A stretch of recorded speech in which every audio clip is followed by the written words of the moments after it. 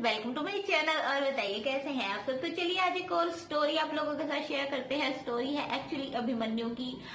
उनको पहलवान बनना था और कुछ बॉयज ऐसे होते हैं ना, उनको मतलब वो बोलते हैं ना अपनी मर्दानगी पर बहुत घमंड होता है और इसी चक्कर में वो कुछ ऐसा कर जाते हैं जिसकी वजह से उनको मजाक का पात्र बनना पड़ता है। तो सेम वही चीज हुई अभिमन्यु के साथ। अभिमन्यु गए थे पहलवान बनने के लिए, बट उनके ना चाहते हुए भी उनको एक लड़की के हाथों अपना मुंडन करवाना पड़ा, बार बार करवाना पड़ा और लोगों में एक मजाक का पात्र वो बन गए। खुद की नजर में भी वो आज मतलब ये चीज सोचते हैं कि शायद मैं ऐसा नहीं करता, थोड़ा सा अपने आप पर कंट्रोल रखता तो जैसे आज लोग मुझे बोलते हैं उजड़ा चमन, टकला वगैरह जो भी बोलते हैं, मतलब वो सब उनको नहीं सुनना पड़ता। तो चलिए वीडियो को ज्यादा लंबा नहीं करते, स्टार्ट करते हैं और आपको फुल स्टोरी सुनाते हैं अभिमन्यु की कि एक्चुअली उनके साथ हुआ क्या, कैसे हुआ। तो स्टार्ट करते हैं।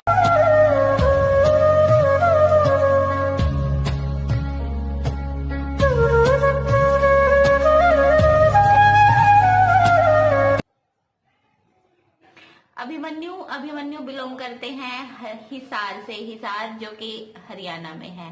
और अभिमन्यु को एक्चुअली पहलवान बनने का शौक था। उनकी हाइट थी 5.5 फीट और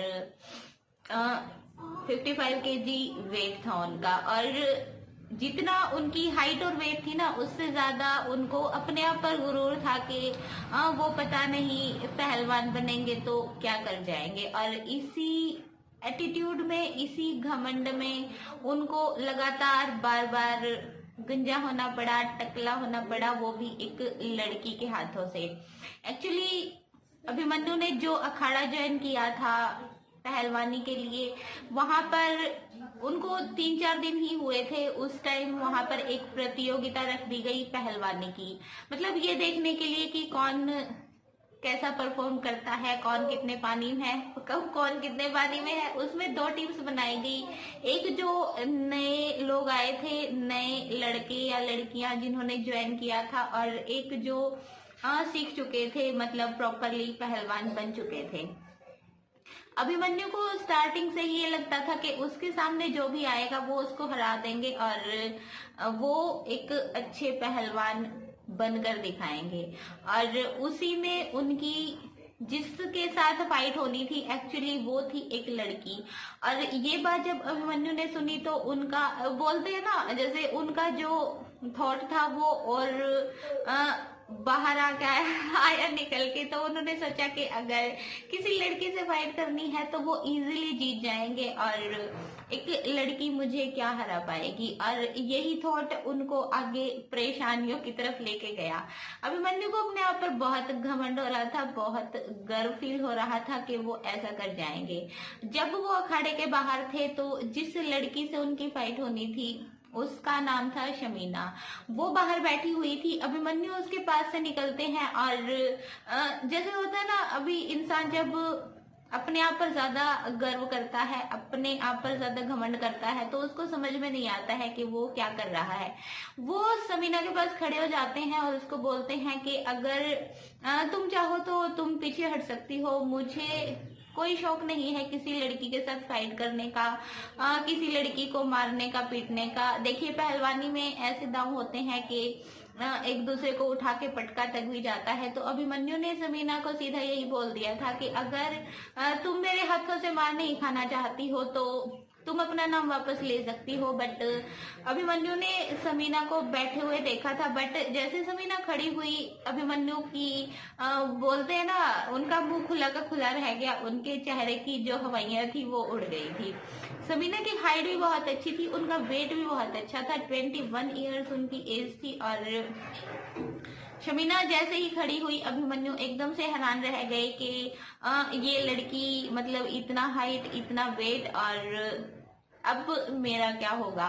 मतलब थोड़ा सा डर उनके अंदर हो ही गया था, बट फिर भी वो उस चीज को थोड़ा इग्नोर करने की कोशिश कर रहे थे, बिकॉज उनको अपने आप पर कुछ ज्यादा ही घमंड था। शमीना उसको बोलती है कि चलो अखाड़े में चलते हैं और देख लेते हैं कि तुम्हारी मर्दानगी कहाँ तक काम आती है और तुम मुझे हरा पाते हो या क्या कर पाते हो। बट जैसे शमीना खड़ी हुई थी उसके सामने अभिमन्यु खड़े हुए थे। अभिमन्यु को सोचकर खुद पे ही फील हो रहा था कि कहाँ ये कहाँ मैं, मेरी हाइट वेट अगर इस लड़की से मतलब जैसे तुलना की जाए तो अभिमन्यु उसके बराबर में कुछ भी नहीं थे। बट शमीना को भी एकदम से जैसे होता है ना चिड़सी हो गई थी अभिमन्यु की बात। अभिमन्यु बार बार ट्राई करते हैं शमीना को हिलाने की, उस पर काफी सारे वो दांव खेलते हैं बट शमीना टस से मस नहीं होती है बिकॉज अभिमन्यु से बहुत अच्छी हाइट वेट लेकर रखा था शमीना ने और उसको प्रैक्टिस भी थी। फिर शमीना की बारी आती है। अरे शमीना अभिमन्यु को ऐसे उठा उठा के पटकती है ना कि बोलते हैं ना उसके साथ, उसकी बॉडी के साथ उसके घमंड की भी जो धज्जियां हैं वो पूरा उड़ा देती हैं। वो अभिमन्यु को एकदम से अच्छे से हरा देती हैं और अभिमन्यु खुद पर बहुत शर्म फील करते हैं कि वो एक लड़की के हाथों से हार गए हैं। बट बात यही खत्म नहीं होती है। उसके बाद शमीना को भी गुस्सा चढ़ा था अभिमन्यु पे। वो उसको पूरा ट्राई करती हैं कि आज इसका जो घमंड है, इसकी जो मर्दानगी का घमंड है वो मैं पूरा निकाल के ही रहूंगी। शमीना एक उस्तरा मंगवाती हैं और अभिमन्यु को वहीं पर बैठाकर सबके सामने उसके बालों का जो है, उसके सिर का मुंडन शुरू कर देती हैं, उसको टकला बनाना शुरू कर देती हैं और अभिमन्यु उसको कुछ बोल नहीं पाते हैं बिकॉज अभिमन्यु ने पहले ही शमीना का जो पारा था वो चढ़ा दिया था और अभिमन्यु ने शमीना को ऐसी बातें बोल दी थी कि अब शमीना को रोकना किसी के बस की बात नहीं थी। शमीना धीरे धीरे करके उसके सारे बाल काट देती हैं, उस तरह से उसको एकदम बिल्कुल से गंजा बना देती हैं, एकदम उजड़ा चमन उसको बना देती हैं, जिसको बोलते हैं ना मतलब अभिमन्यु पर सब लोग हंस रहे थे। और उसके बाद शमीना उसको उठाकर ऐसे पूरे अखाड़े में घुमाती हैं कि सब लोग तालियां बजाने लगते हैं और अभिमन्यु का फुल टू मजाक बन जाता है।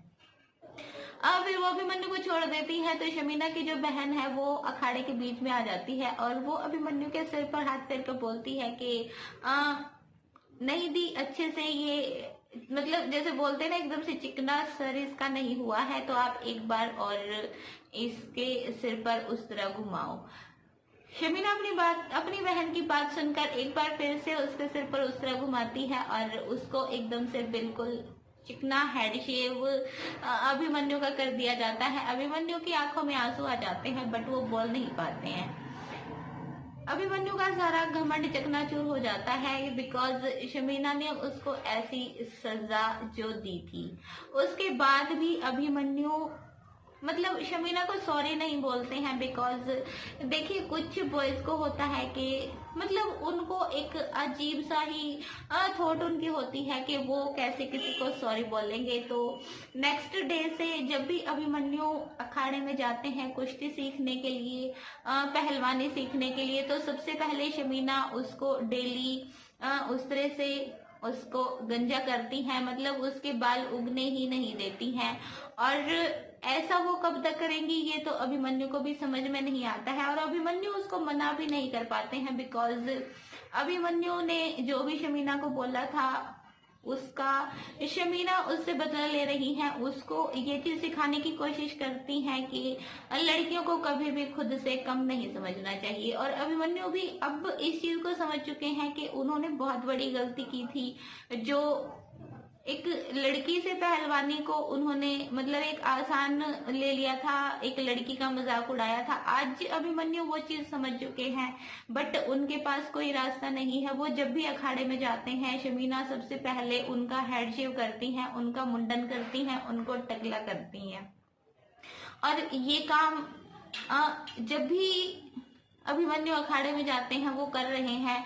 और अभिमन्यु ने अखाड़े में जाना बंद नहीं किया, पहलवानी सीखना बंद नहीं किया बिकॉज अभिमन्यु को भी पता है कि उन्होंने गलती की है और वो इसकी सजा जो भी शमीना उसको फुल टाइम देंगी वो उसको सहन करेंगे। और अभिमन्यु के सिर पर आज भी बाल नहीं है और उनको ये भी पता नहीं है कि शमीना कब तक उसके साथ ऐसा करेगी, कब उसको इस चीज से छुटकारा मिलेगा।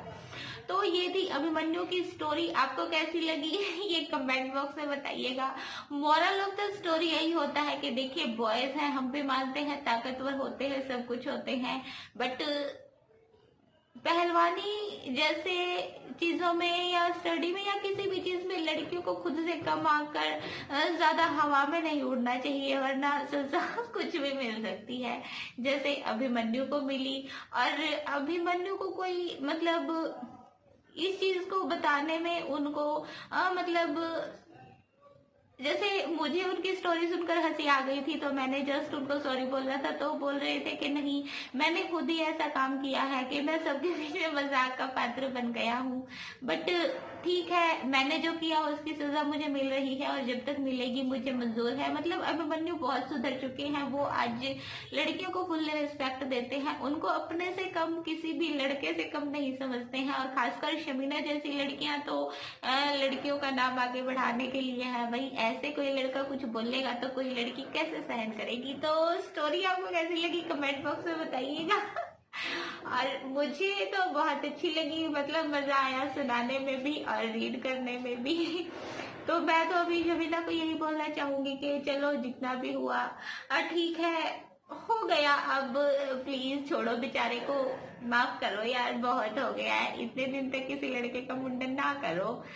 उसको उसकी गलती की सजा मिल गई है, अगर वो मन से फील कर रहा है अपनी गलती को तो प्लीज बंद कर दो ये सब। और अब आपको मिलेंगे नेक्स्ट टाइम नेक्स्ट स्टोरी में, तब तक के लिए bye bye, take care and thank you so much for watching.